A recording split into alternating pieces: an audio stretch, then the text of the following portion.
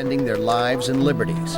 That of a In 1780, the Massachusetts Constitution was read aloud in every village, including Sheffield, where Mum Bet did errands. Their natural rights and the blessings of life, and whenever these great objects are not... Soon after, Mum Bet knocked on the door of attorney Theodore Sedgwick. She knew him from the meetings at the Ashley House. She overheard Ashley and his colleagues talking about the rhetoric of independence, talking about natural rights. Mum Bet essentially says, we have this Constitution that appears to announce a principle of each person being free. If that is the case, then I am free. Her meeting with Sedgwick led to a court suit in which Mum Bet and another slave of the household sued Colonel Ashley for their freedom. It wasn't just Theodore Sedgwick going against Colonel Ashley. He hired, Theodore did, some of the best legal talent that could be found in the whole southern New England.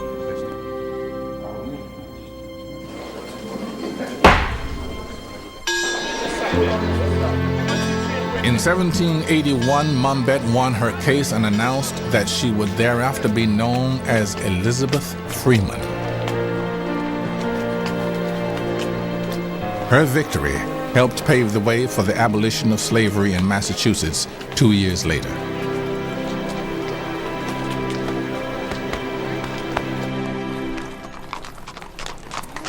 During the long, hot summer of 1787, enslaved coachmen waited outside Independence Hall in Philadelphia. Inside, their owners forged a constitution for the new republic. The issue that was hardest for them to address was the issue of slavery.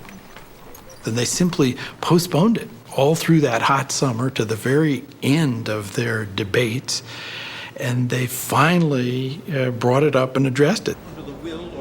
Most delegates, North and South, never considered eliminating slavery. It was clear any attempt at abolition would have ended the effort to create the United States.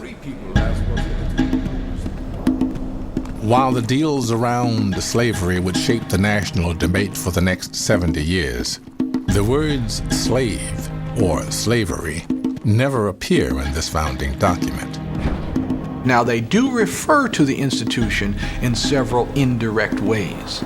There is the notion that the slave trade will not be abolished for at least 20 years.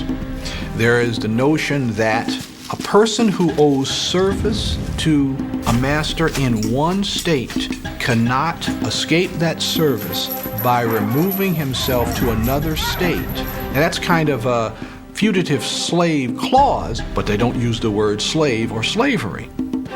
The most politically significant deal embraced by the Constitution was the 3/5 clause. It allowed states to count their slave population as 3/5 of a person in determining representation in Congress. So the fact is, from the South's point of view, they are getting additional political power as a result of their slave population. Except for the 3/5 compromise, Jefferson would have lost that election in 1800. But the slaves are not being represented. The slaves get nothing from this. And the republic that's created pays the price for that over the next many, many generations.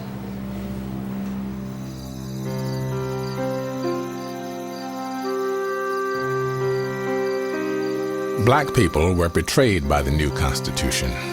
But if doors were shutting, they now looked for windows to open. 90% of blacks were still enslaved. But in northern cities, freed black communities were organizing themselves. In southern cities, black artisans were buying their freedom. Both groups ignited an emancipation movement. It began with the founding of the first black Christian churches.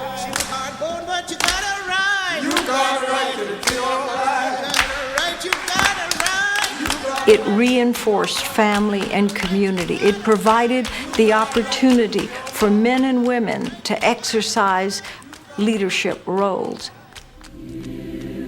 Blacks had been slow to accept a religion that they associated with slavery and their masters. But in the mid-18th century, a Protestant revival movement called the Great Awakening introduced a more democratic and expressive form of Christianity, and some black people caught the spirit.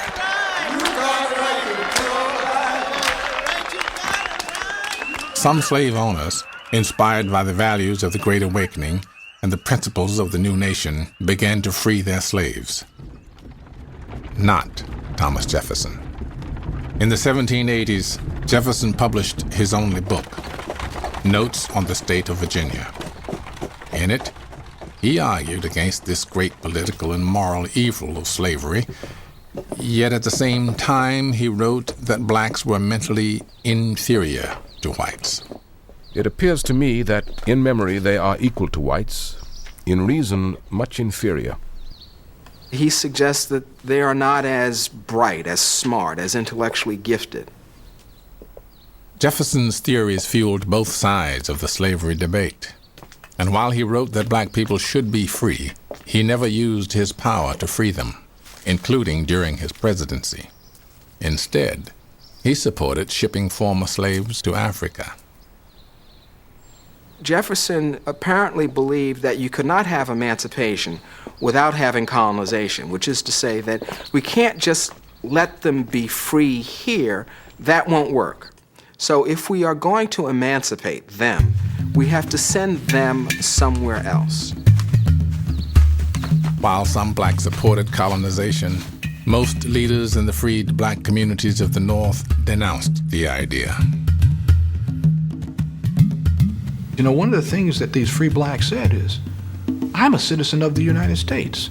My father, my grandfather fought in the American Revolution to bring this nation into existence.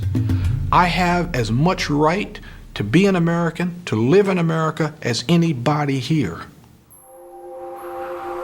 The generation of blacks born in the late 18th century were raised on the promises of the Revolution and the frustrations of its aftermath. Among them was David Walker. Brought up in the South, Walker would move north to take the emerging abolitionist movement to another level. Walker was born free in the 1790s in Wilmington, North Carolina. He probably learned to read and write in one of Wilmington's first black Christian churches. These are places which are not only religious places. These are places where political decisions are made, political meetings are held. By roughly 1820, David Walker made his way to Charleston. There he was exposed to the ideas of Denmark Vesey. A freed carpenter, Vesey was a leader in the new African Methodist Episcopal Church.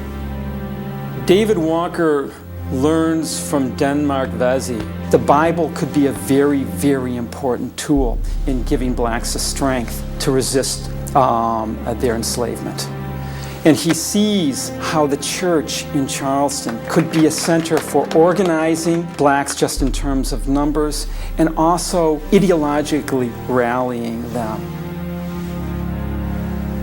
Vesey, like many blacks enslaved and free, had also digested the news about the Haitian Revolution, the slave rebellion which created the first black republic.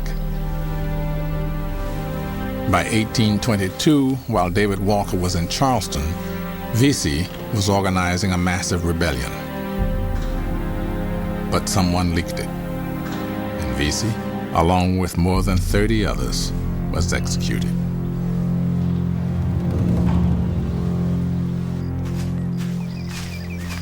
After that failed rebellion, Walker made his way to Boston. There he would discover not only a virulent racism against black men and women, but a growing political consciousness in the freed black community. In 1820s Boston, Walker became a leading voice in local black churches and organizations. He is a member of the Massachusetts Colored Association, a black society specifically focused on abolition. In 1829, Walker sat down to distill his experiences, his analysis of slavery, and his rage. He wrote what came to be known as the most important abolitionist document of the 19th century. He called it an appeal to the colored citizens of the world, but in particular and very expressly to those of the United States of America. This is an amazing document, and we can take it as the first maybe expression of Black nationalism in this country. And basically, this is a verbal call to arms, asking the African American community to come together and empower itself. America is more our country than it is the whites. We have enriched it with our blood and tears. The appeal itself lays out the full history of argument against slavery, against slaveholding. Oh, my colored brethren. More than that, it is addressed to the colored people of America, saying to them that they have a single aspiration, and that single aspiration is freedom. We must